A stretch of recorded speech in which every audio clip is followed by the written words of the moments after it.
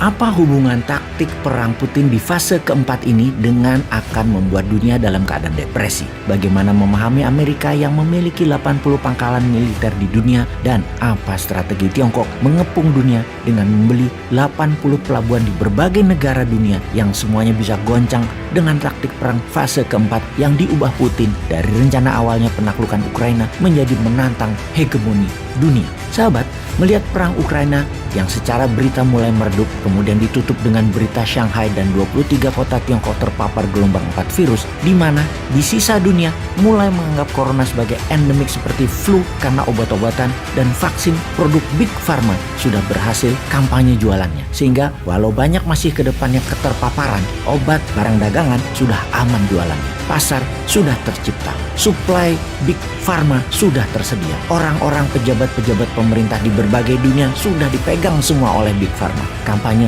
tak perlu lagi masif seperti 2 tahun belakangan ini. Kita ke fase perang Putin di Ukraina dulu. Kita ingatkan bahwa perang adalah hal yang sangat cair, sangat dinamis, dan tidak ada cara atau metode yang benar tepat seperti di kertas ketika rencana dibuat. Di tengahnya banyak improvisasi dilakukan yang pokoknya by all means kita harus menang perang. Caranya terserah. Maka fase pertama serangan Rusia yaitu menaklukkan 100% wilayah Ukraina, mengusir 10 juta penduduk Ukraina ke luar negeri dengan serangan kilat ke Kiev dan mengganti pemimpin Ukraina dengan yang pro-Rusia. Kemudian Ukraina akan referendum masuk sebagai negara federasi Rusia. Serangan diluncurkan 24 Februari 2022 yang mana hingga tanggal 8 Maret tidak bisa masuk juga ke Kiev, padahal pasukan elit divisi 2 dan 3 Rusia yang dikirim. Ibarat Kopassus dan Denjaka yang dikirim. Tidak tembus juga kota-kota besar di utara Ukraina tersebut termasuk Kiev. Bahkan ketahan di kilometer 30-an jauh dari Kiev. Pasukan Rusia tidak bisa tembus-tembus ke Kiev. Kemudian rencana diubah menjadi strategi bumi hangus ala Aleppo di Suriah dilakukan, dan strategi bumi hangus ini diharapkan secara psikologis tentara Ukraina dan pemimpin militer serta Zelensky terpukul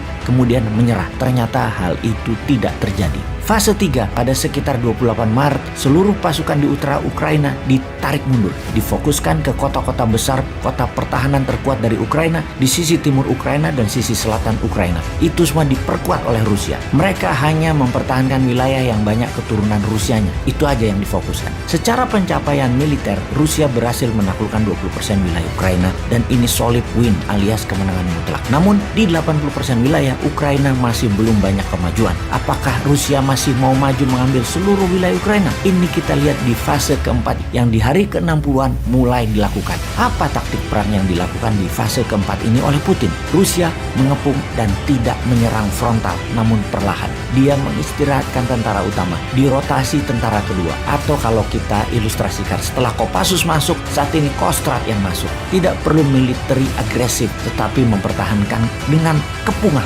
ala Salahuddin Al-Ayyubi mengepung Yerusalem di Perang Sabil. Tujuannya adalah membuat rakyat Ukraina kelaparan dan mengungsi ke barat. Putin memaksa NATO, sekutu dan barat memberi makan seluruh orang Ukraina. Putin membuka saluran kemanusiaan. Setengah dari pengungsi mengalir ke Eropa saat ini sudah. Membiarkan orang Eropa memberi makan setengah orang dari Ukraina, dan setengah sisa orangnya masih di kota-kota yang terkepung menunggu penyelamatan dari pihak barat. Di sisi sebelah barat Ukraina sudah menerima penduduk sisi timur Ukraina, dan dari barat sudah 10 juta yang keluar ke Polandia, ke Rumania, ke Slovakia, Hungaria, dan sangat kurang persediaan makanan, minuman, tempat tinggal, tempat tidur, dan obat-obatan. Di sisi barat Ukraina sudah kekurangan banyak makanan dan minyak untuk listrik. Semua orang tidak memproduksi kebutuhan perdagangan. Tanah tidak ditanami lagi, pabrik-pabrik bahkan tidak dibuka. Puluhan juta orang di Ukraina bergantung pada barat untuk makanan dan minuman. Menurut perhitungan intelijen pertahanan, strategi Putin ini bisa merubuhkan Eropa Barat. Kira-kira dalam 1,5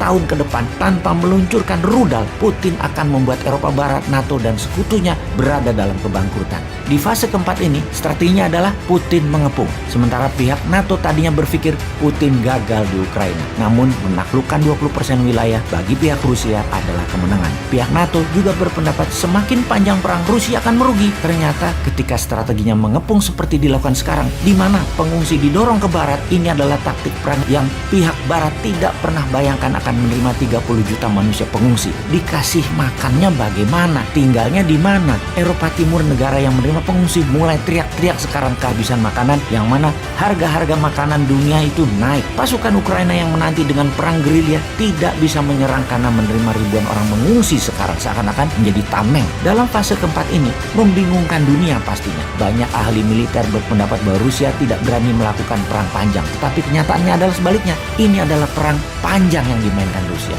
Efeknya sekarang yang akan terjadi pada dunia apa? Harga minyak bumi dan gas alam dan kebutuhan pokok dunia pasti naik tinggi. Daya beli penduduk dunia turun akibat slowdown ekonomi 2 tahun terakhir karena pandemi. Feeling ya ini ya, feeling sekali lagi ya. Dapat dipastikan bukan analisa ini, feeling bosman. Amerika akan resesi. Ekonomi dalam negeri Amerika akan berat di tahun ini yang akan membuat dunia menjadi turun juga daya belinya. Namun Tiongkok secara ekonomi akan menguat. Begitu juga India akan menguat. Di mana efek Amerika yang menurun tadi bisa membuat Amerika murka. Daripada Tiongkok terus menguat, kemudian Rusia menang perang, lebih baik dijadiin perang dunia ketiga. NATO masuk ke Ukraina,